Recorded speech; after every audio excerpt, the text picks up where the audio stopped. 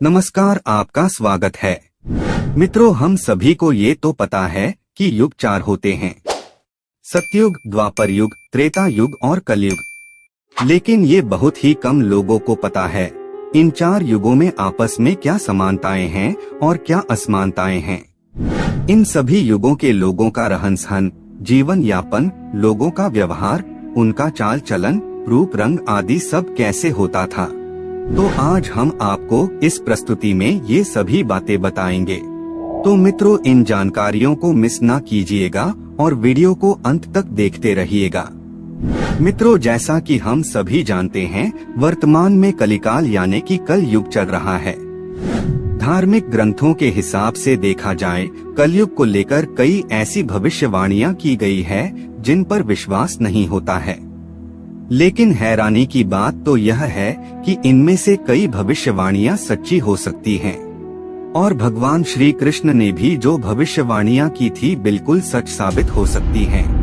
पृथ्वी का अंत कब और कैसे होगा, इसको लेकर भी भगवान श्री कृष्ण ने कुछ भविष्यवाणियां की थीं, जिनके बारे में आज हम आपको बताएंगे। तो आराम से बैठकर इस नॉलेज भरे वीडियो का आनंद लीजिएगा और हमारे चैनल से जुड़ने के लिए चैनल को सब्सक्राइब अवश्य कीजिएगा। तो आइए, आपका अब ज्यादा टाइम ना लेते हुए वीडियो की शुरुआत करते हैं। तो मित्रों, सबसे पहले हम जान लेते हैं सतयुग के बारे में। सनातन धर्म का सबसे प्रथम युग यानी कि सतयुग है। इस युग की बहुत सी विशेषताएं हैं, जैसे इस युग में पाप की मात्रा 0% होती है। यानी कि सीधे शब्दों में कहे तो इस युग में पाप की मात्रा ना के बराबर होती थी। इस युग यानी कि सतयुग में पुण्य की मात्रा धर्म का 4 भाग यानी कि 100% होती है। मतलब कि इस युग में पुण्य को अधिक महत्व दिया गया था। भगवान विष्णु ने इस युग में मत्स्य, वराह, नरसिंह, कूर्म जैसे अवतार लिए थे। यह सभी अवतार अमानवीय अवतार थे, जो कि धर्म की रक्षा के लिए राक्षसों का वध करने, वेदों का उद्धार करने और पृथ्वी की रक्षा करने के लिए यह सभी अवतार लिए गए थे।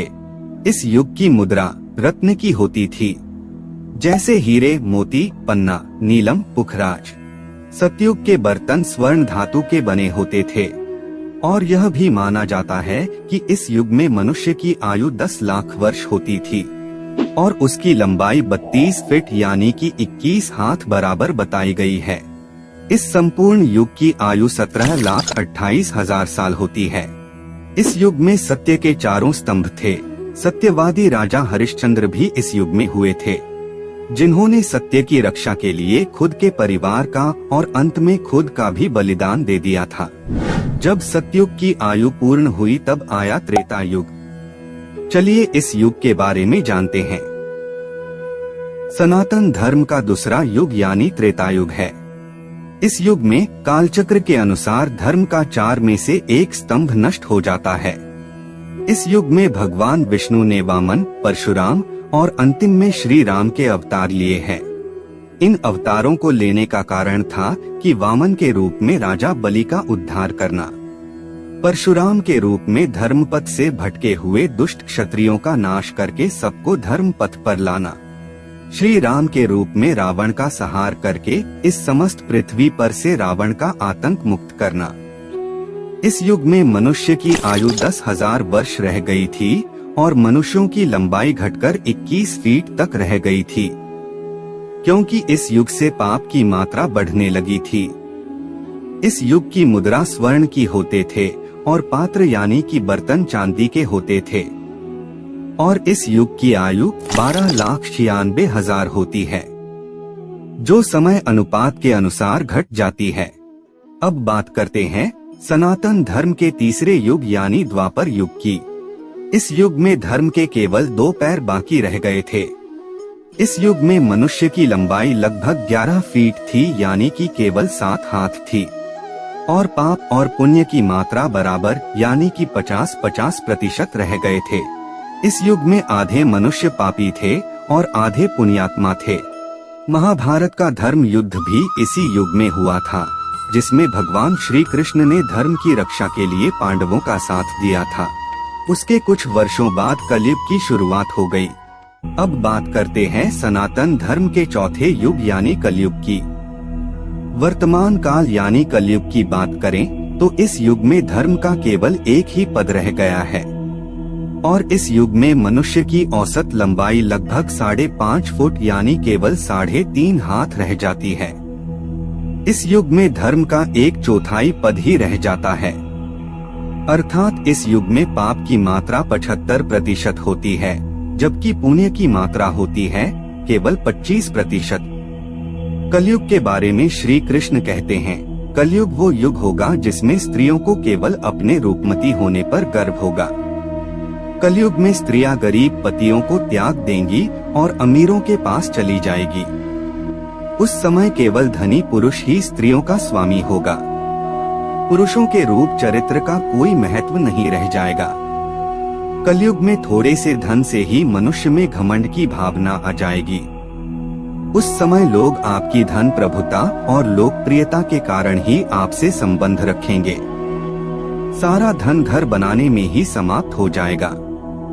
इससे दान पुण्य के काम नहीं हो सकेंगे और मनुष्य की सारी बुद्धि केवल धन कमाने में लग जाएगी। स्त्रियां अपनी इच्छा के अनुसार भोग विलास का आचरण करेंगी। अपनी छोटी बुद्धि को ही शाश्वत समझकर कुछ मूर्ख लोग ईश्वर की और धर्म ग्रंथों की प्रामाणिकता मांगने का दुस्साहस करेंगे। उनके पाप जोर मारेंगे और वह वेदों को छोड़कर संस्कार शून्य हो जाएंगे। श्री कृष्ण के अनुसार कलयुग में किसी के मन में दया भावना, क्षमा भावना व शांति भावना की प्रवृत्ति नहीं होगी। अन्याय से धन पैदा करने में ही सबकी आसक्ति होगी। कलयुग की प्रजा बाढ़ और सूखे से हर समय व्याकुल रहेगी। सबके नेत्र हमेशा आकाश की ओर लगे रहेंगे। वर्षा न होने की वजह से मनुष्य तपस्वी लोगों की तरह केवल पत्ते खाकर ही जी पाएगा। भूख प्यास का ऐसा तांडव मचेगा कि लोग स्वयं का आत्मदाह करने की कोशिश में लगे रहेंगे। इसी संदर्भ में भविष्य पुराण के अनुसार ब्रह्मा जी कहते हैं, हे नारद, भयंकर कलयुग आने पर मनुष्य का आचरण दुष्टतम हो जाएगा। योगी भी भोगी बन जाएंगे। देवताओं का भी देवत्व नष्ट हो जाएगा और उनका आशीर्वाद भी किसी को फलीभूत नहीं करेगा। मनुष्य की बुद्धि को केवल मारकाट, लड़ाई झगड़ा, गाली गलौज में ही उन्हें अच्छा लगेगा। श्रीमद् भागवत में श्री कृष्ण कहते हैं, पुत्र पितृवधम कृत्वा पिता पुत्रवध तथा निरुद्वेगो बृहद्वादी न निंदामुपल्प्स्यते म्लेच्छीभूतं जगत् सर्व भविष्यति न संशयः हस्तो हस्तं परिमुष्येत् युगान्ते समुपस्थिते। अर्थात पुत्र पिता का और पिता पुत्र का वध करके भी दुखी नहीं होगा। अपनी प्रशंसा के लिए लोग बड़ी बड़ी बातें बनाएंगे किंतु समाज में उनकी निंदा नहीं होगी। उस समय सारा जगत पापी हो जाएगा, इसमें कोई संशय नहीं है। एक हाथ दूसरे हाथ को लूटेगा। कलयुग में लोग शास्त्रों से दूर भाग जाएंगे। अनैतिक कृत्य ही लोगों को पसंद आएगा। बुरी बातें और बुरे शब्दों का ही व्यवहार किया जाएगा। स्त्री और पुरुष दोनों ही अधर्मी हो जाएंगे। स्त्रियां पतिव्रत धर्म का पालन करना बंद कर देगी और पुरुष भी ऐसा ही करेंगे। स्त्री और पुरुषों से संबंधित सभी वैदिक नियम भूल जाएंगे। तब समझ जाना कलयुग खत्म होने के कगार पे है। तो मित्रों, इस प्रकार से कलयुग का अंत होकर नए सतयुग का आरंभ होगा। हम उम्मीद करते हैं कि हमारी ये प्रस्तुति आपको अच्छी लगी होगी। अगर अच्छी लगे तो वीडियो को लाइक करें, चैनल को सब्सक्राइब करें और साथ ही कमेंट बॉक्स में जय श्री कृष्णा, राधे राधे अवश्य लिखें। इस वीडियो को अंत तक देखने के लिए आप सभी का धन्यवाद।